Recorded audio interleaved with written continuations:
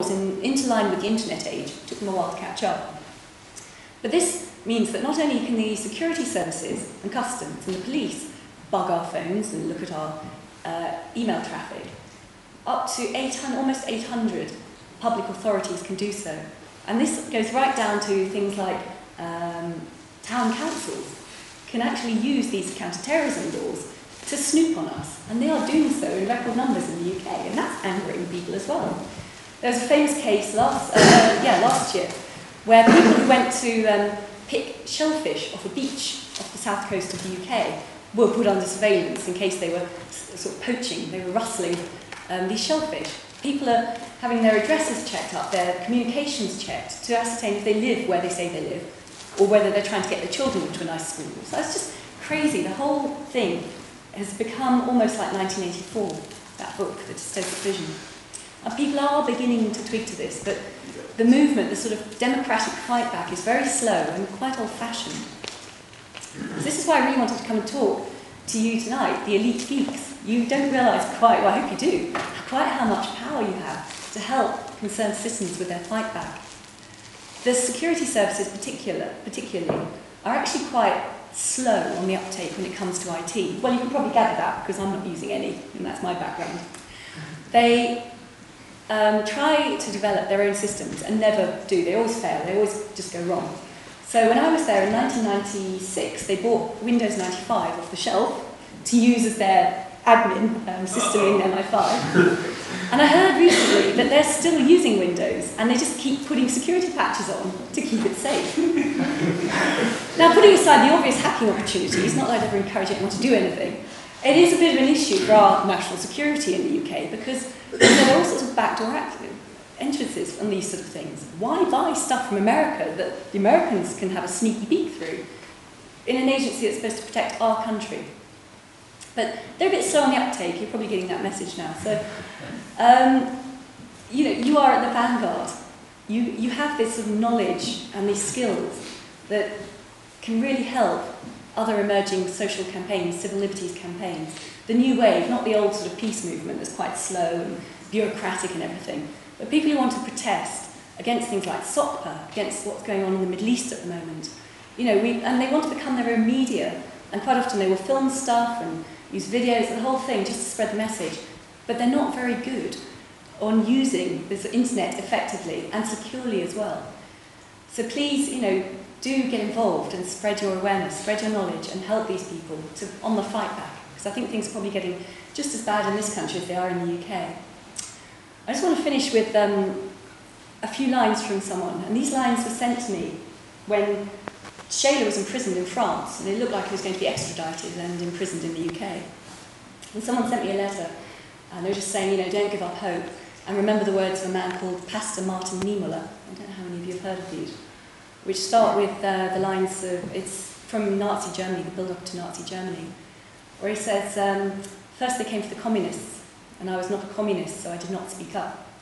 And then they came for the trade unionists, and I was not a trade unionist, so I did not speak up. And then they came for the Jews, and I was not a Jew, so I did not speak up. And then they came for me, and there was no one there to speak up for me.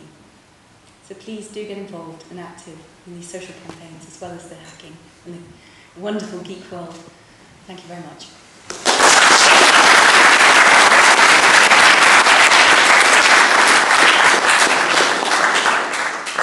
Any questions welcome, apart from anything to do with technology? Anyone for a red pill?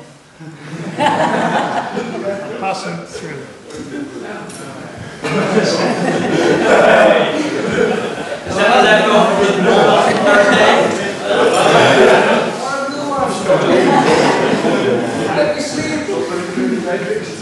No blue pills tonight. Anyway, any questions? Would you stop? Maybe an observation. I mean, when you described it at the end of your talk, the laws and against demonstrating art that are being used. I mean, we are not that far from that here in Holland. In fact, I think we are there already. 3 years ago, I was, for example, demonstrating for clean air in The Hague. Well, a relatively innocent subject, I guess. Well, police came, see your ID. Well, I don't have a reason to show my ID. Well, up in the car and away. I mean, that's how it goes. Yeah. You cannot protest in the Netherlands without a permit, with more than one person. And getting a permit takes 2 weeks, and it can be refused without giving the reason for refusal. In the A, if you walk on the street and hold up a leaflet, then you're demonstrating and you can make it away. Yeah, that's happening a lot as well across the UK. The police have been trying to stop people from handing out leaflets around these sort of campaigns, and they say, oh, it's about littering, you're a public nuisance. In fact, there is still a right that says if it's political or religious, you can still hand them out, you have that right. But yeah, people are getting stuff knocked over, taken off of them, they're getting beaten up just trying to push out this sort of information. In the soccer zone around our parliament, quite a lot of activists now do a one-man demonstration, so they don't need to get permission.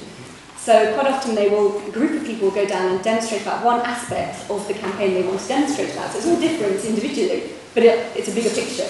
And that's worked quite well, and it's quite fun to do as well, so that would be one approach. When you were on the run in France, did you use any fake information, names and stuff? Yeah. What were my fake names? Yes. I'm trying to remember now. Richardson was one of them. Matheson was another. Dobby. That was someone who booked the hotel. Smith? No. But it was a lot easier to go on the run in those days. We were talking a decade ago, so there was no CCTV. The technology to intercept phone calls was so primitive that if we rang in to one of our family members, for example, and their phones were bugged, they couldn't trace where the incoming call was coming from. They could only trace where the family members rang out. So they weren't allowed to, they were never allowed to ring us in our farmhouse. Although I think they blew our cover, and that's how they tracked us in the last month or so.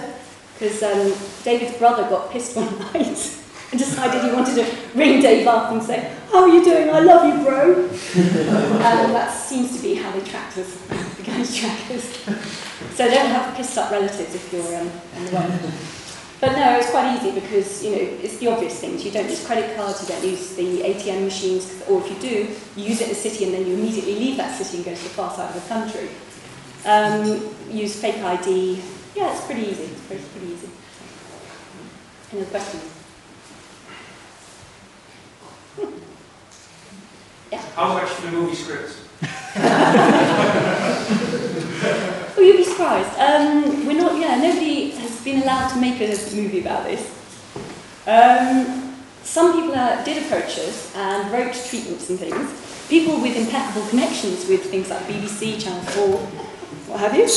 And they were always stopped. They were sort of crushed from a great height. And in fact, one guy who was a scriptwriter for some big films was actually told that if he did this story, he would never get any work in the UK again. He was frightened off.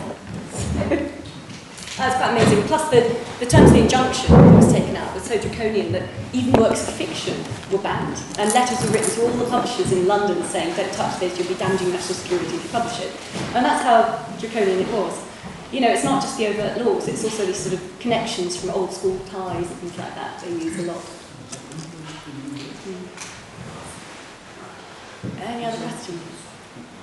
I've stunned you all into silence. I'll be lurking around anyway. You can ask me privately.